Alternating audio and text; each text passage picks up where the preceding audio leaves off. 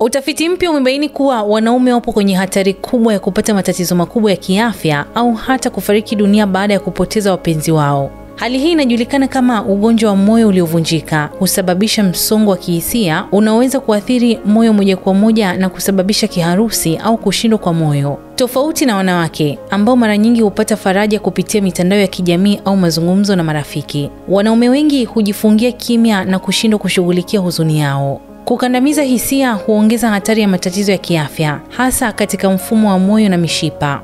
Utafiti huu unaonyesha umuhimu wa kuwa na mifumo ya msaada kwa wanaume, iwe ya kibinadamu au ya kidigitali, ili kuwasaidia kukabiliana na maumivu ya kihisia kabla hali haijazidi kuwa mbaya.